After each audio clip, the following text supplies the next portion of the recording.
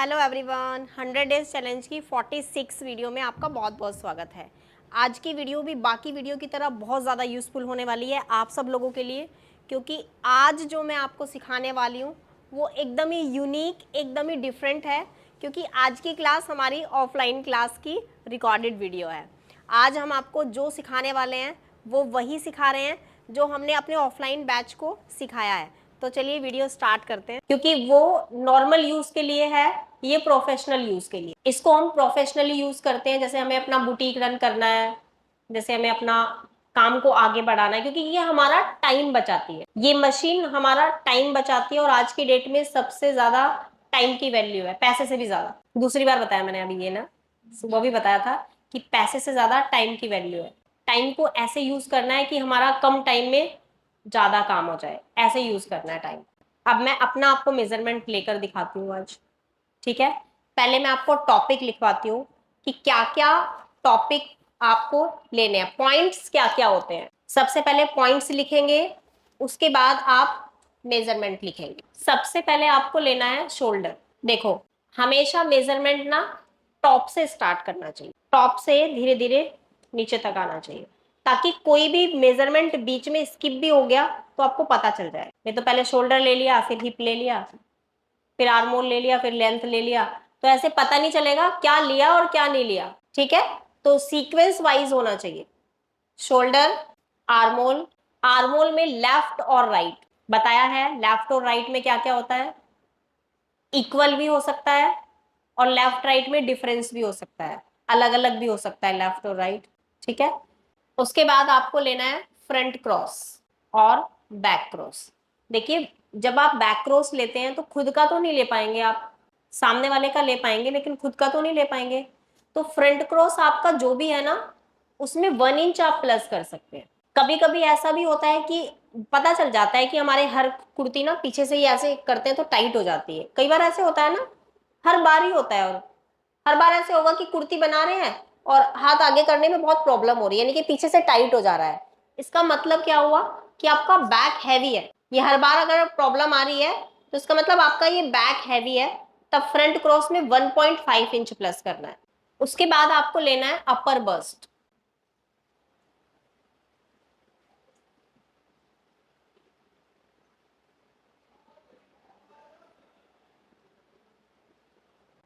उसके बाद आप बस्ट साइज लेंगे।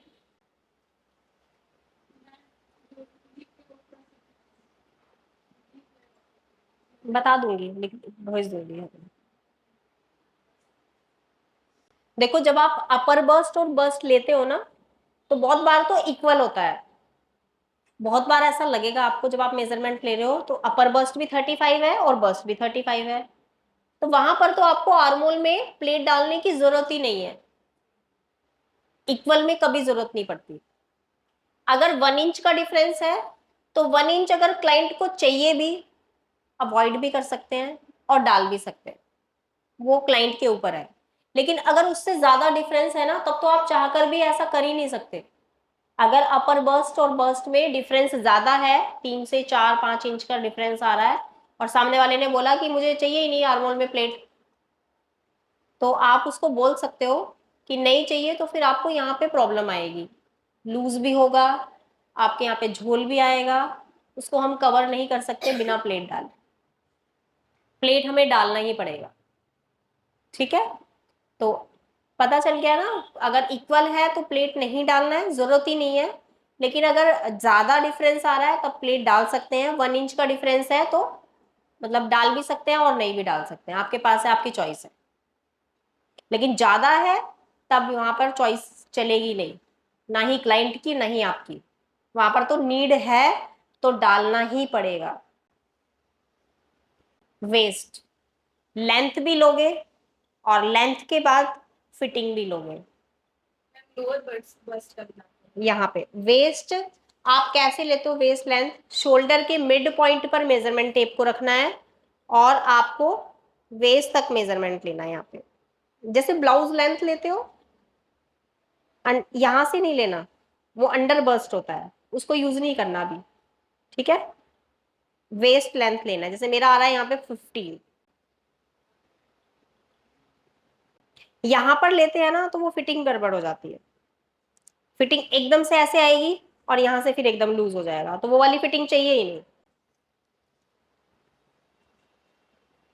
वेस्ट लेंथ भी लेनी है आपको और फिटिंग भी लेनी है। उसके बाद आपका हिप आता है।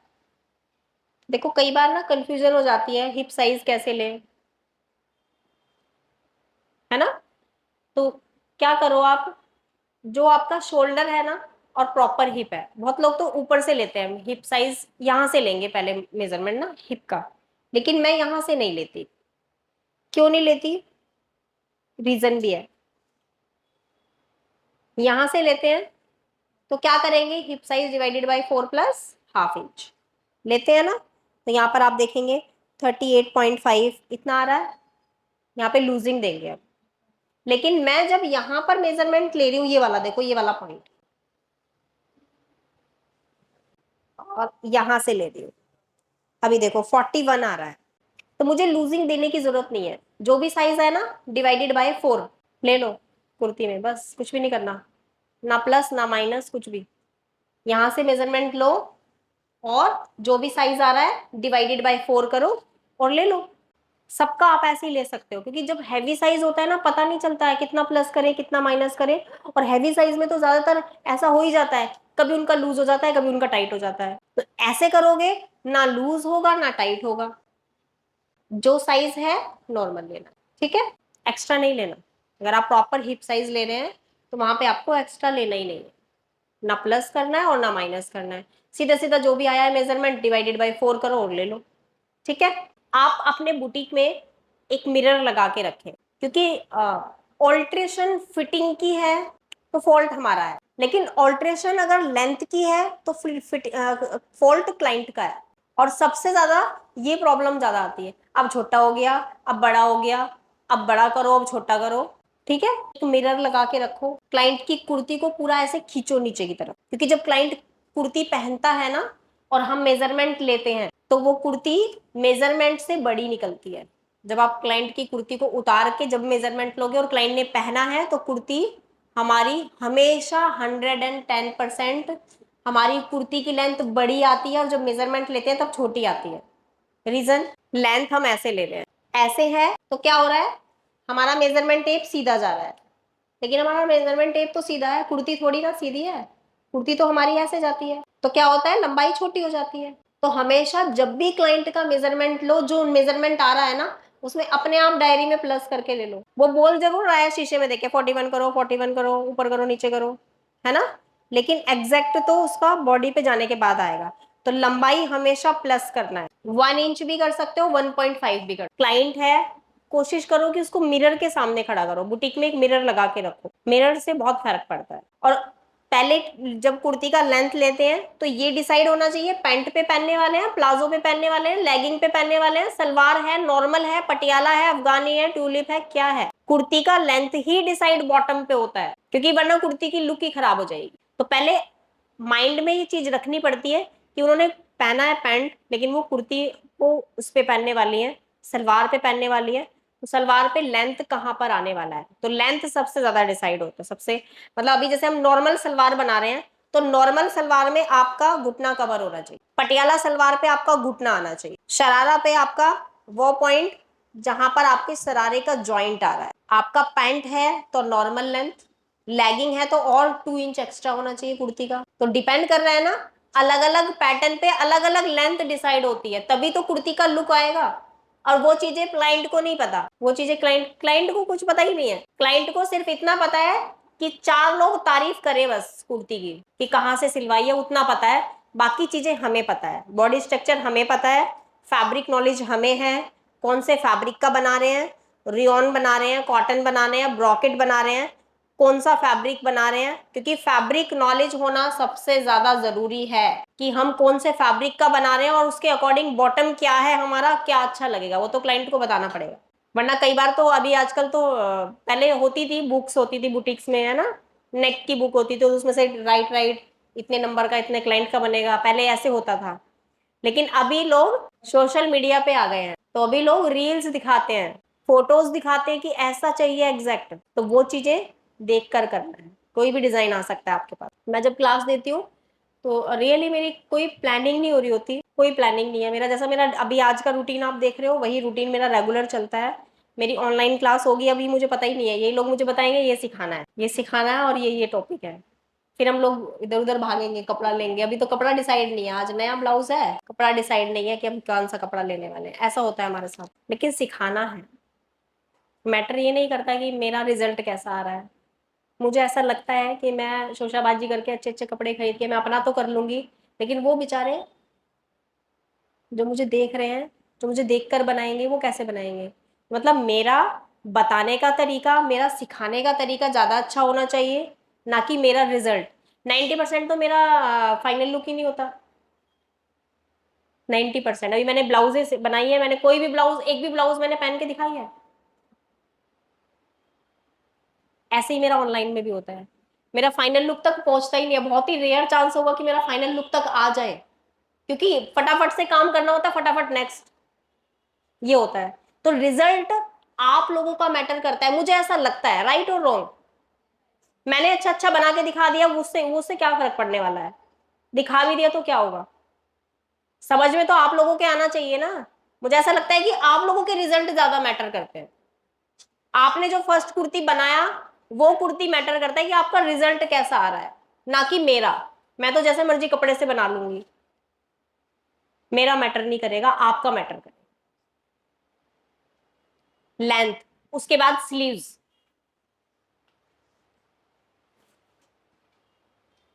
स्लीव्स में मैंने आपको बताया कि 4 मेजरमेंट होने चाहिए। सबसे पहले स्लीव्स लेंथ, और स्लीव्स में भी ये चीज चेक करना है स्लीव्स लेंथ कितना है। जहां तक आपका लेंथ होगा ना, वहीं से आपको फिटिंग लेना है। यहां तक तो आपका यही चीज होती है। देखो यहां तक मेजरमेंट लोगे तो कई बार होता है ना, यहाँ से हमारा हैंड हेल्दी होता है, यहाँ से थोड़ा कम होता है, लेकिन कई लोगों का फैट यहाँ तक ही होता है।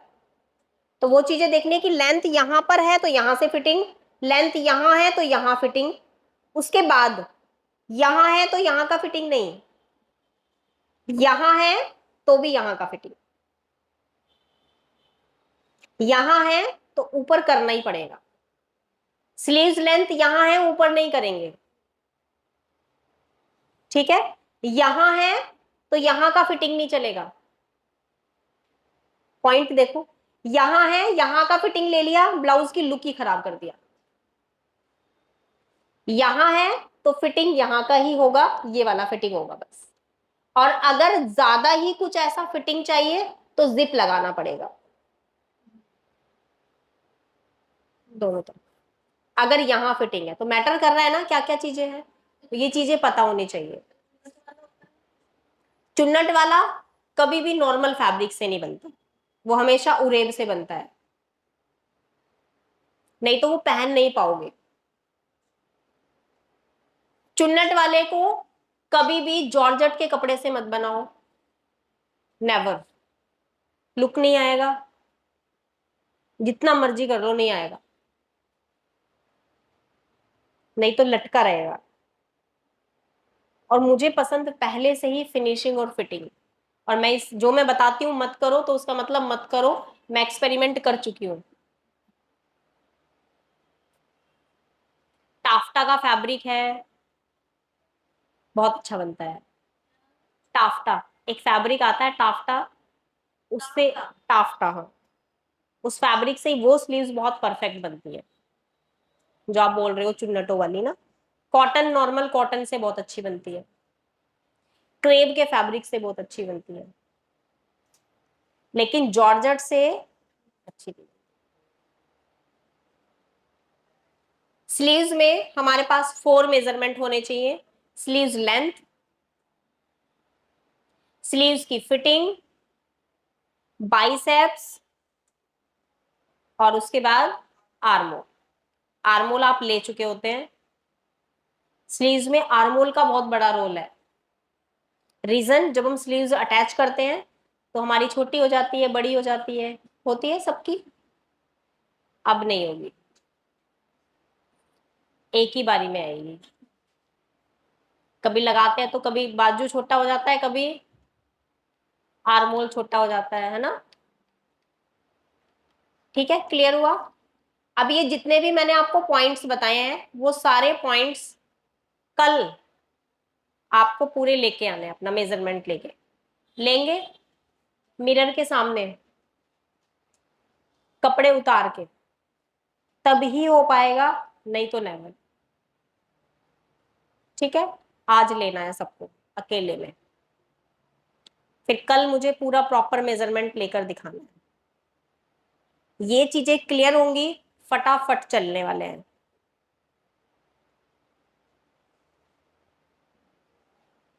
आपका कॉपी लिंक शेयर हो गया, लिंक शेयर कर दो। आपका नोटबुक, ठीक है, और आपका छोटी छोटी सी चीजें बेसिक आपके पास होनी चाहिए। देखो मशीन में जो भी सेटल और बॉबिन लगेगा वो आपका होगा, मशीन में आप जितनी भी सुइयां तोड़ोगे वो भी आपकी होंगी। किसकी? हाँ, हाँ उसकी तो अलग है। कितने लोगों के पास छोटी मशीन है? छोटी मशीन वाले छोटी पे ही बैठे, ठीक है। अच्छा,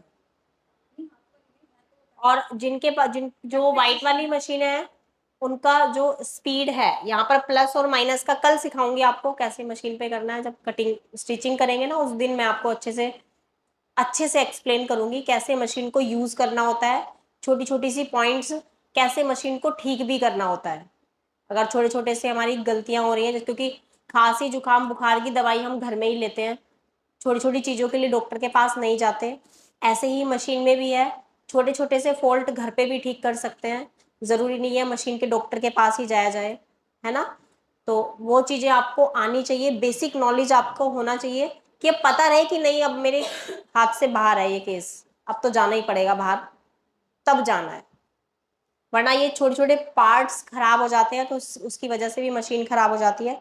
ये पीछे का जो गज है, ये पॉइंट्स हम नहीं कर सकते चेंज, सेटल घूम जाता है हम नहीं ठीक कर सकते, तो वो चीजें तो हमें करवानी ही पड़ेंगी मिस्त्री से, ठीक है। अब मैं आपको स्केल बता देती हूँ कि आपको एक तो लेना है फ्रेंच कर्व स्केल और एक लेना है ट्रायंगल। ट्रायंगल शेपर सबके पास होना चाहिए, शॉप पे भी मिल सकता है, आप यहाँ से रिसेप्शन से भी ले सकते हैं। है क्या? हम्म, ये भी पता नहीं, मुझे नहीं पता, रिसेप्शन पे भी पूछ लेना, अगर उनके पास है तो आपको दे देंगे, नहीं तो आप ले सकते हो बाहर से भी, ठीक है। एक ही आपको लेना है जो बहुत जरूरी है। स्ट्रेट वाला स्केल मैं नहीं यूज करती, स्ट्रेट स्केल की जगह पे मैं यही वाला स्केल यूज करती हूँ, तो ये जरूरी है, और एक ये बहुत जरूरी है। ये दोनों स्केल आपके पास होने चाहिए। कल जब आप क्लास में आओगे तो स्केल आपके पास होंगे, आपके पास नोटबुक जो आप नोट्स बनाएंगे, आप दो नोटबुक बनानी है आपको, एक नॉर्मल जो आप अभी लेके बैठोगे, एक वो जो घर पे जाके काम करोगे, फेयर बिल्कुल नीट एंड क्लीन, ठीक है। फिर जैसे ही आपका एक टॉपिक फिनिश होगा आप चेक कराओगे। हाँ यस, राइट। जैसे ही आपका एक टॉपिक क्लियर होगा, जैसे हमने एक बॉटम बना लिया और एक कुर्ती बना लिया, तो उसका आपको चेक कराना है पूरा फाइल, ठीक है। अच्छे से कॉपी चेक कराने की आपने कैसे नोट्स बनाया है, वो मैं चेक करूंगी, उसके बाद नेक्स्ट टॉपिक स्टार्ट करेंगे। ऐसे वन बाय वन करके करना है। आज सिर्फ और सिर्फ आपको प्रैक्टिस करनी है अपने मेजरमेंट की। देखो मेजरमेंट लेने की ट्रिक मैं आपको बता देती हूँ। पहले मेजरमेंट लोगे पूरा, फिर पेपर टर्न, फिर वही मेजरमेंट दोबारा लो, फिर पेपर टर्न, देखना नहीं है क्या लिखा है, फिर थर्ड, फोर टाइम लो, फिर चेक करो फ्रंट क्रॉस हर बार सेम है, शोल्डर हर बार सेम है, आर्मोल हर बार सेम है। अगर हर बार सेम आ रहा है इट मीन्स आपने मेजरमेंट लेना सीख लिया है। अगर हर बार अलग अलग आ रहा है इसका मतलब अभी जरूरत है। जब आप अपने ऊपर अपना खुद का मेजरमेंट लेना सीख जाओगे, उसके बाद आपको बगल वाले का लेना है, घर में और भी बंदे होंगे, मेंबर होंगे, ठीक है, सबका ले डालो, नेबर, जो भी जिसके पास फ्रेंड सर्कल, सबका मेजरमेंट लेना सीखोगे, तभी बॉडी स्ट्रक्चर का नॉलेज होना शुरू होगा धीरे धीरे।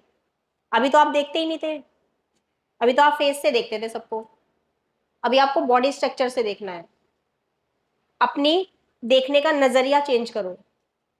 मेरे स्टूडेंट जो बोलते हैं, जो परमानेंट स्टूडेंट, मैम आपने मुझे जब से फॉर्मल पैंट दिखा, नेक्स्ट डे मैं पार्टी में गई तो मैंने सब जेंट्स की पैंट देखी। वहां पे पार्टी में मैंने खाना नहीं देखा, मैंने सब जेंट्स की पैंट को देखा, किसमें किसने कितनी फिनिशिंग से पैंट में पॉकेट लगाई हुई है। निगाहें चेंज हो जाती है, मतलब देखने का नजरिया बदल जाता है कुछ टाइम के बाद ऑटोमेटिकली। फिर आपके अंदर धीरे धीरे करके चेंजेस आना शुरू हो जाएगा। बिना सीखे हुए मैं यहां तक आई हूं, रीजन यही था।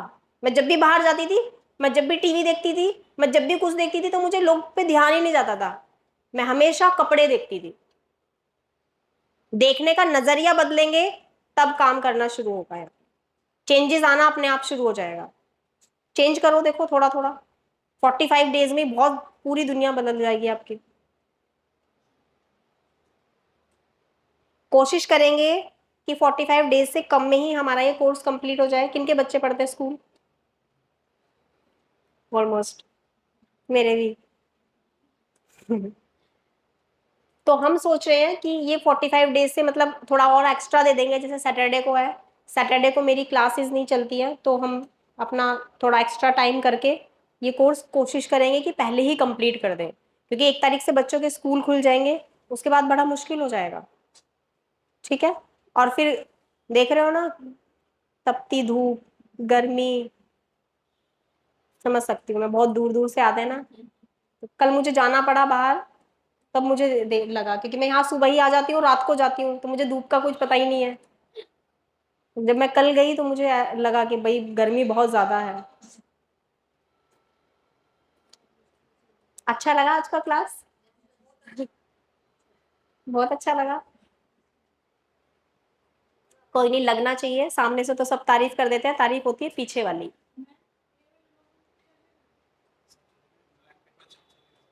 सब चलेगा। ये तो आपकी वैसी नोटबुक है ना, चलेगा। एक और नोटबुक आप प्रैक्टिकल वाली बना सकते हो, जो साइंस की प्रैक्टिकल वाली नोटबुक होती है ना, एक साइड प्लेन होता है और एक साइड लाइनिंग वाला होता है, वो बनाइए आप अपना फेयर।